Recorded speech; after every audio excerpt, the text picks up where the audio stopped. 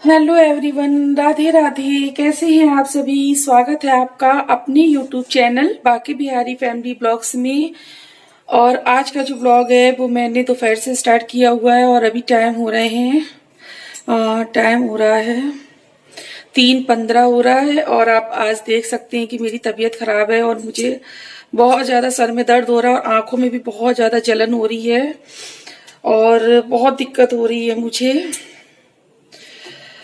But सुबह से ना मैं उल्टा सीधा काम करके बैठी हुई थी और अभी मैंने किचन भी पूरा अच्छे से क्लीन किया है। ये देखिए, पूरा अच्छे से मैंने किचन क्लीन कर लिया है क्योंकि ना अभी मुझको बनाना है घी।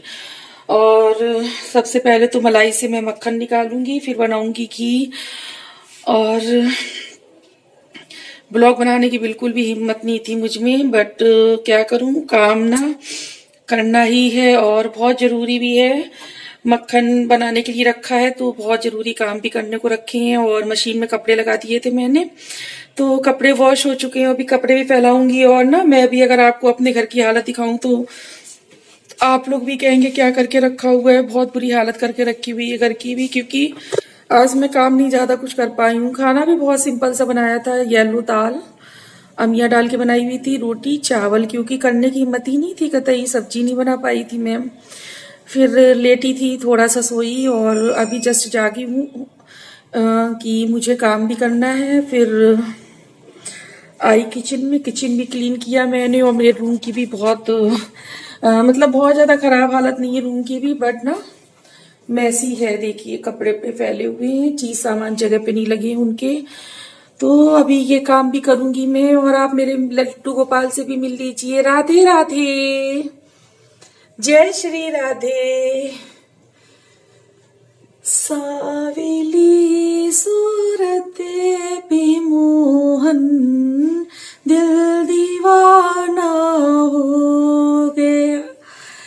और कान्हा जी को जितनी बार देखती हूँ ना मेरा मन खुश हो जाता है, मतलब मन बहुत खुश हो जाता है मेरा। और अभी पहले मैं किचन में अपने लिए बनाऊंगी चाय और किचन क्लीन कर चुकी हूँ। और हमारे यहाँ क्या रहता है ना कि जब भी घी बनाते हैं या भोग या प्रसाद या कुछ भी बनाते हैं, वैसे भोग प्रसाद बनाते हैं तो हर घर में साफ सुथरा किचन रखा जाता है। लेकिन जब हमारे यहाँ घी बनाते हैं ना, मक्खन बनाते, तब भी आटे के हाथ से नहीं छुआ होना चाहिए, रोटी का चौका नहीं होना चाहिए, साफ सुथरा बिल्कुल घी बनना चाहिए। क्योंकि ना मैं जो भी घी बनाती हूँ वैसे ज्यादा घी मेरे घर में खूब अच्छा सा घी बन जाता है, ज्यादा ज्यादा सा बन जाता है, तो मुझे कभी भी बाजार से नहीं लेना पड़ता है। हमेशा घर में बनाती हूँ घी में। और लड्डू गोपाल की कृपा से काफी घी बन जाता है और खाने में भी कमी नहीं होती है और पूजा में भी कमी नहीं होती है। तो पहले मैं चाय बनाऊंगी, फिर मैं कपड़े फैलाऊंगी, उसके बाद घी बनाऊंगी। और देखती हूँ आज कहाँ तक ब्लॉग आप लोगों के साथ में शेयर कर पाती हूँ। गणपति जी, क्योंकि वाकई में पता है इतनी तेज सर दर्द हो रहा है, आंखों में भी इतनी जलन हो रही है, बर्दाश्त नहीं हो रहा है। और वैसे क्या रहता था, मैं मॉर्निंग में 2 चाय पी लेती थी, अब आजकल मैं क्या कर रही हूँ, मैं एक ही चाय पीती हूँ। कुछ इस वजह से भी होगा, पता नहीं, बहुत फीकी चाय पीने का मन करता है आजकल। मीठी चाय नहीं अच्छी लगती बिल्कुल भी मुझे। वैसे भी मैं मीठी नहीं पीती थी, मेरे यहाँ छोटा चम्मच रहता है हमेशा शुगर में बॉक्स में, तो मैं उसी से चाय बनाती हूँ। मतलब अगर 1 कप दूध 1 कप पानी लगाती हूँ तो एक एक स्पून छोटी वाली ही चीनी डालती हूँ। लेकिन फिर भी बहुत उलझन होती है, बस ये लगता है सादा सादा खाओ, सादा सादा। तो चलिए शुरू करते हैं चाय बनाना और जुट जाते हैं अपने काम पे। काम करना है क्योंकि घर की जो हालत है ना वो देख के मेरे से भी नहीं देखी जा रही है। और अभी हो सकता है शाम में मुझे चाउमीन भी बनाना पड़े। नूडल्स रखे हैं, आकर्षित को मन है नूडल्स खाने का, तो मुझे नूडल्स भी बनाना है, वरना ना वो क्या करेगा, फिर खाना नहीं खाएगा, भूखा रह जाएगा। तो चलिए फिर शुरू करते हैं। बातें बहुत सारी हो चुकी हैं आप लोगों से। चाय बनाने के लिए मैं आ गई हूँ किचन में और सबसे पहले दूध से मलाई उतार लूँगी। और आप देख सकते हैं कितनी अच्छी मलाई पड़ी हुई है दूध में, बहुत ही अच्छी दूध में मलाई पड़ती है। और इसको मैं निकाल लूँगी। और देखिए बगल में भी कितनी सारी मलाई रखी है, मुझे बनाना है घी। तो पहले मैं मक्खन निकालूँगी। तो अभी ना मैं क्या करूँगी, सारी मलाई उसमें निकाल दूँगी और उसके बाद में चाय बना लूँगी। चाय पीने के बाद में फिर आऊँगी किचन में, तब मैं निकालूँगी मक्खन। और घी का देखती हूँ मैं आज बनाती हूँ कि कल बनाती हूँ। और ये जो नाइफ़ है ना, तो इस नाइफ़ को मैं हमेशा जो भगोने के जो किनारे रहते हैं ना, तो मलाई जो जम जाती है किनारे किनारे, तो इस नाइफ़ से ही हमेशा हटाती हूँ। और इस नाइफ़ को सिर्फ मलाई के लिए यूज़ करती हूँ और किसी भी काम के लिए यूज़ नहीं करती हूँ, सब्जी के लिए भी यूज़ नहीं करती हूँ, सिर्फ मलाई के किनारे हटाने के लिए यूज़ करती हूँ। वरना बहुत ज़्यादा मलाई किनारे किनारे लगी रह जाती है और वेस्ट होती है, और स्पून से इतनी अच्छी नहीं हटती है, तो नाइफ़ की हेल्प लेनी पड़ती है। तो ये स्टील का नाइफ़ मैं हमेशा मलाई के किनारों को हटाने के लिए यूज़ करती हूँ। और सारी मलाई मैंने उतार दी है और अब बनाऊँगी चाय। तो जब तक इधर मेरी चाय बनती तब तक मैं आप लोगों से कर लेती हूँ थोड़ी सी बातें, क्योंकि आजकल ना स्कूल खुलने को हो गए हैं बच्चों के, और सुन रहे हैं शायद 1 तारीख से, हाँ 1 तारीख से बच्चों के स्कूल भी स्टार्ट हो जाएंगे।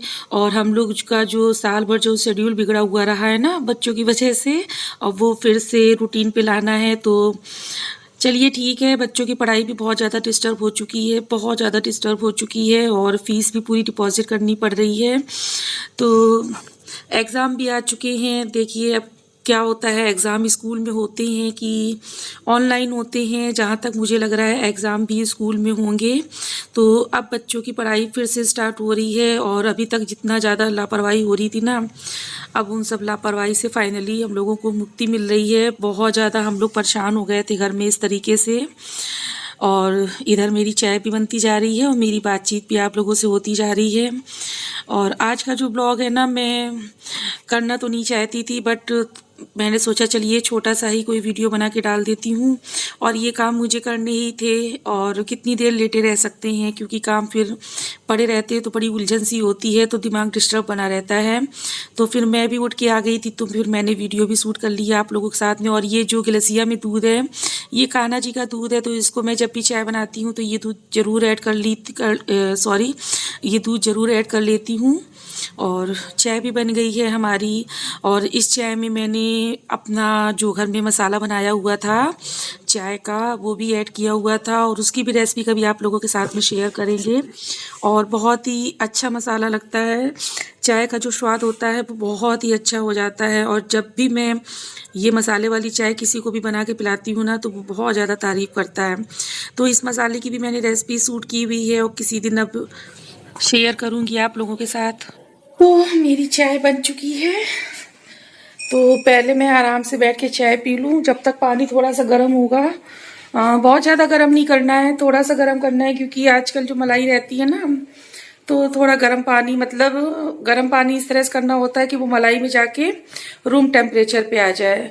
तो बस पानी जब तक गर्म होगा तब तक मैं अपनी चाय एंजॉय कर लूँगी। और आप लोगों को भी पीना हो तो आ जाइए। और ये जो चाय है ना, इसमें मैंने चाय वाला स्पेशल मसाला डाला हुआ है, और उसकी भी रेसिपी शेयर करूँगी आप लोगों के साथ में। तो चलिए मैं अपनी चाय एंजॉय कर लेती हूँ, और उसके बाद में किचन में चलेंगे घी बनाने के लिए। तो मैंने मलाई से मक्खन बनाने के लिए किचन में मिक्सी सेट कर ली है, और ये जार में जो इसका ब्लेड कटर रहता है ना, उसको मैं फिट कर दूंगी अच्छे से।